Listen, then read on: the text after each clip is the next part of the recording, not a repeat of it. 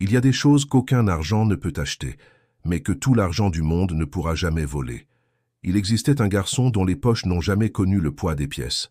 Ses mains, petites et calleuses prématurément, travaillaient du lever du soleil jusqu'à ce que la dernière étoile s'allume dans le ciel. Il vendait de l'eau au coin de rue poussiéreux de la ville, portant des bouteilles qui pesaient plus lourd que ses propres rêves, ou c'est ce que pensaient tous ceux qui le voyaient passer. Les gens regardaient ce garçon et ne voyaient que ce que leurs yeux permettèrent de voir. Un enfant pieds nus avec des vêtements rapiécés et des yeux fatigués. Ils voyaient la pauvreté imprimée dans chaque mèche de ses cheveux ébouriffés, dans chaque tache de terre sur son visage brûlé par le soleil.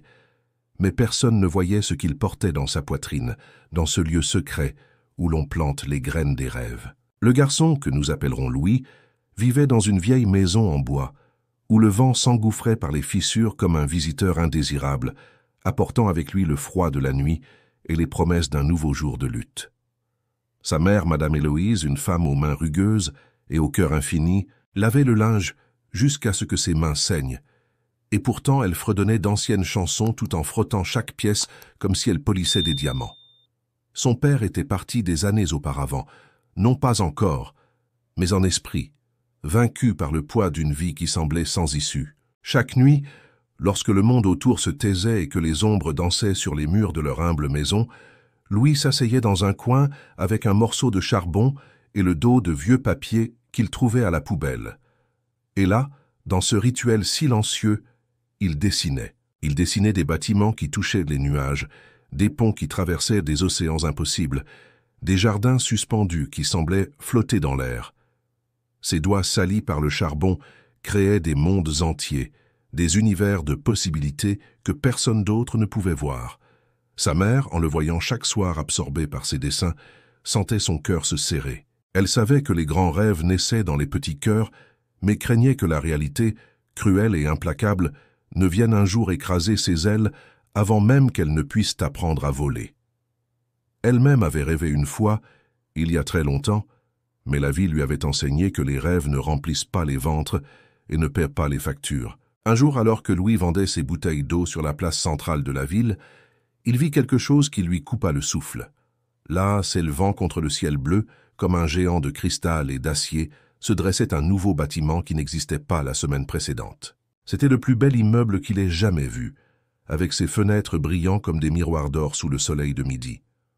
Au pied de la grande entrée, des hommes en costume conversaient, tenant des rouleaux de papier que Louis imaginait être les dessins magiques qui avaient donné vie à cette magnifique structure. Il s'approcha, oubliant un instant ses bouteilles d'eau, oubliant la faim qui lui tenaillait l'estomac, oubliant tout, sauf cette vision de beauté et de possibilité.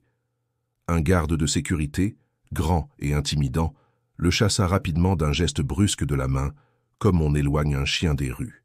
Mais avant que Louis ne s'éloigne, l'un des hommes en costume, un monsieur aux cheveux gris et aux yeux bienveillants, vit la scène et rappela le garçon. « Pourquoi regardais-tu le bâtiment avec tant d'intérêt » demanda l'homme, sa voix douce comme le vent du printemps.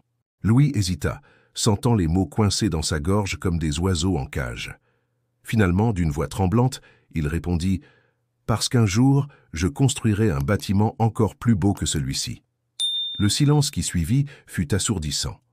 Les autres hommes rirent, leurs éclats résonnant sur la place comme le son de cristaux brisés. L'un d'eux, au visage rouge et au ventre proéminent, montra les pieds nus de Louis et dit avec dédain « Toi, construire quelque chose comme ça, gamin, tu n'as même pas de chaussures. Comment vas-tu construire des bâtiments ?»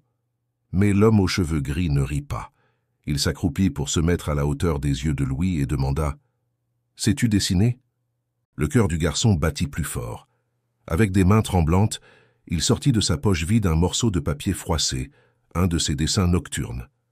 L'homme le déplia soigneusement, comme quelqu'un qui manipule un trésor ancien, et ses yeux s'écarquillèrent. Là, sur le papier taché et jauni, se trouvait un dessin d'une beauté surprenante. Une école avec des jardins, des salles pleines de lumière et des enfants souriant à chaque fenêtre. « Qui t'a appris à dessiner ainsi ?» demanda l'homme, sa voix maintenant teintée de respect. « Personne, » répondit Louis. « Je pense juste grand et mes doigts suivent mes pensées. » L'homme resta silencieux un long moment, regardant alternativement le dessin et le garçon. Puis il fit quelque chose qui allait tout changer. Il sortit une carte de sa poche et dit Viens me voir demain, à cette adresse à 7 heures du matin. Ne sois pas en retard. » Cette nuit-là, Louis eut du mal à dormir. Sa mère, en apprenant l'histoire, secoua la tête avec tristesse, craignant que ce ne soit qu'une autre promesse vide que le monde faisait aux pauvres. Mais elle vit quelque chose de différent dans les yeux de son fils cette nuit-là. Une flamme qui ne pouvait être éteinte ni par la raison ni par la peur. Alors que le soleil n'était pas encore levé, Louis était déjà debout, courant dans les rues de la ville avec son papier froissé à la main. Il trouva l'adresse, un grand bureau, rempli de tables avec des dessins, des outils étranges et des gens travaillant concentrés. L'homme aux cheveux gris l'attendait. « Tu es venu, dit-il en souriant. Peu de gens auraient eu ce courage. Pendant des mois, Louis commença à fréquenter ce bureau. Il ne recevait pas de salaire, n'avait pas de titre, ni même de chaise à lui, mais il avait quelque chose de plus précieux. Il avait accès à la connaissance. Il observait, absorbait chaque mot, chaque trait, chaque technique. Il nettoyait le sol, organisait les papiers, faisait le café, et dans chaque tâche humble, il apprenait. Ses yeux étaient comme des éponges, absorbant tout. Les autres employés le traitaient avec indifférence ou mépris.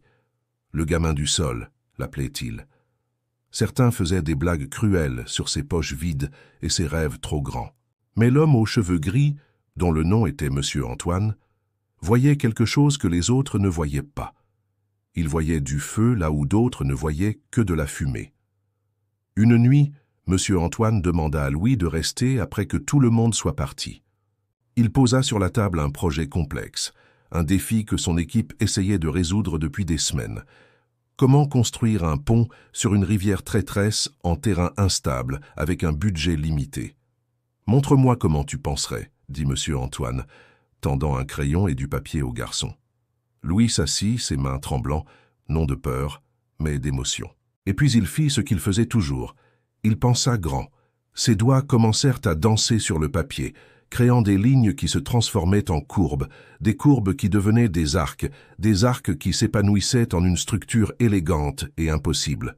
Il dessina un pont qui semblait défier la gravité, qui utilisait la force de la rivière elle-même pour se soutenir, qui transformait l'obstacle en solution. Quand il eut fini, le silence dans la pièce était absolu. Monsieur Antoine regardait le dessin avec les larmes aux yeux. « Sais-tu ce que tu viens de faire ?» demanda-t-il d'une voix brisée. « Tu as résolu en 1 heure ce que mes ingénieurs diplômés n'ont pas pu résoudre en des semaines. Mais l'histoire ne s'arrête pas là. Elle ne se termine pas par un succès facile, car la vie est rarement ainsi. » Lorsque Monsieur Antoine présenta le projet de Louis aux investisseurs, la réaction fut l'indignation. « Un gamin des rues, sans éducation formelle, c'est une insulte !» crièrent-ils. Ils menacèrent de retirer leur investissement, de ternir la réputation de Monsieur Antoine, de détruire tout ce qu'il avait construit. Cette nuit-là, Louis retourna dans sa maison en bois, le cœur brisé. Il avait prouvé sa valeur, mais le monde n'était pas prêt à l'accepter. Sa mère le serra contre elle pendant qu'il pleurait, ses larmes mouillant sa robe rapiécée. Peut-être qu'ils ont raison. Peut-être que j'ai pensé trop grand. Peut-être que des poches vides signifient des têtes vides. Mais sa mère, cette femme simple qui n'avait jamais eu l'occasion de rêver ses propres rêves, prit le visage de son fils entre ses mains calleuses et dit quelque chose qui allait tout changer. « Mon fils, ils peuvent vider tes poches, ils peuvent voler tes pièces, ils peuvent même enlever le toit au-dessus de ta tête. Mais il y a une chose qu'aucun pouvoir au monde ne peut enlever, la taille de tes pensées, car penser grand ne dépend pas de ce que tu as, mais de qui tu es. » Cette nuit-là, quelque chose changea en Louis. Ce n'était ni de la colère ni du désespoir. C'était une clarté cristalline, froide comme la glace et forte comme l'acier. Il réalisa que son vrai pouvoir n'avait jamais été d'être accepté par le monde, mais de le transformer. Il retourna au bureau le lendemain, mais pas comme le gamin du sol. Il revint comme quelqu'un qui avait finalement compris que les poches vides n'étaient qu'une partie du voyage, pas la destination finale. Monsieur Antoine, voyant la détermination dans ses yeux, prit une décision. Il présenterait le projet à nouveau, mais cette fois-ci il ne mentionnerait pas qui l'avait créé. Il laisserait le travail parler de lui-même. Le pont fut construit et lors de son inauguration, des journaux du monde entier publièrent sa photo. Le pont impossible, l'appelèrent-ils, élégant, efficace, parfait. Les mêmes investisseurs qui s'étaient moqués du garçon se disputaient maintenant pour savoir qui avait créé cette merveille. À la fête d'inauguration, entouré de personnes importantes avec des poches pleines et des sourires faux, Monsieur Antoine monta sur scène, demanda le silence et dit « Je veux vous présenter le véritable architecte de ce pont. » Et puis, à la surprise générale, il appela Louis. Le garçon monta sur scène, ses pieds toujours nus, ses vêtements toujours simples, ses poches toujours vides. Le silence était assourdissant. Et puis, lentement, une personne commença à applaudir, puis une autre, jusqu'à ce que la salle entière éclate en applaudissements. Non pas d'accord, non pas de pleine acceptation, mais de reconnaissance réticente d'une vérité qui ne pouvait être niée. Mais Louis ne sourit pas, ne célébra pas. Au lieu de cela, il regarda la foule et dit quelque chose que personne n'attendait. « Vous applaudissez maintenant parce que vous avez vu le résultat. Mais combien d'entre vous auraient applaudi quand mes poches étaient vides et tout ce que j'avais, c'était des rêves? Combien d'entre vous auraient cru en un garçon pieds nus qui a osé penser grand? » Le silence revint, lourd et gênant. Et puis Louis continua, sa voix maintenant plus douce, plus gentille. « Je n'ai pas construit ce pont pour prouver que vous aviez tort. Je l'ai construit pour prouver qu'il avait raison. » Et il désigna sa mère, debout, au fond de la salle, avec des larmes coulant sur son visage fatigué. Elle m'a appris que la taille de nos rêves ne se mesure pas au poids de nos poches, mais à la force de nos cœurs. Les années passèrent. Louis grandit, mais il ne perdit jamais cette essence de celui qui avait les poches vides et l'esprit plein. Il devint l'un des architectes les plus respectés au monde. Non pas pour construire les structures les plus chères ou les plus hautes, mais pour créer des espaces qui transformaient des vies. Des écoles dans des quartiers défavorisés, des hôpitaux dans des villages oubliés, des ponts qui connectaient des communautés isolées. Chaque projet qu'il créait portait une signature invisible, le souvenir d'un garçon qui a osé penser grand quand le monde entier lui disait de penser petit. Monsieur Antoine, déjà vieux et proche de la fin de ses jours, dit un jour dans une interview « Je n'ai pas découvert un talent, j'ai juste eu l'humilité de reconnaître que des poches vides ne signifient pas des esprits vides. La plus grande richesse que nous puissions avoir est le courage de penser au-delà de ce que nos yeux peuvent voir. » Et la mère de ce garçon, qui n'a jamais cessé de laver le linge, même après que son fils soit devenu riche, car elle disait que le travail honnête était sa prière quotidienne, résuma tout en une phrase simple qu'elle répétait toujours. « Ils peuvent tout te prendre, sauf la taille de tes rêves. » Parce qu'il y a des vérités dans ce monde qu'aucun diplôme ne peut enseigner, aucune fortune ne peut acheter et aucune pauvreté ne peut éteindre. L'une de ces vérités est que le pouvoir de penser grand n'a pas besoin de permission, n'attend pas le moment parfait, ne se soucie pas de la taille de vos poches. Il n'a besoin que d'une seule chose, le courage de croire que vous êtes plus que ce que le miroir montre, plus que ce que le compte bancaire dit, plus que ce que les voix autour de vous chuchotent. Le garçon de cette histoire était réel.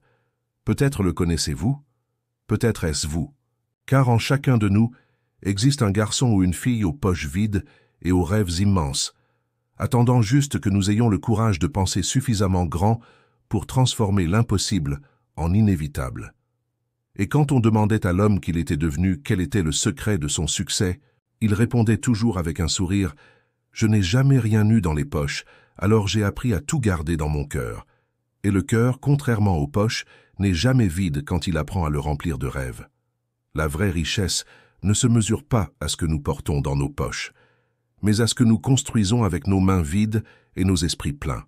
Car en fin de compte, ce sont les idées qui changent le monde, pas les pièces. Ce sont les rêves qui construisent des ponts, pas les diplômes. C'est le courage de penser grand qui transforme les garçons pieds nus en architectes de destin. Et vous qui écoutez cette histoire maintenant, souvenez-vous, vos poches peuvent être vides. Mais tant que votre esprit est plein de rêves et votre cœur plein de courage, vous êtes plus riche que n'importe quelle fortune peut acheter. Parce que le pouvoir de penser grand n'est pas un privilège des riches, c'est le droit de naissance de quiconque ose croire. Si cette histoire a touché votre cœur, laissez votre j'aime, pour que plus de gens puissent la connaître.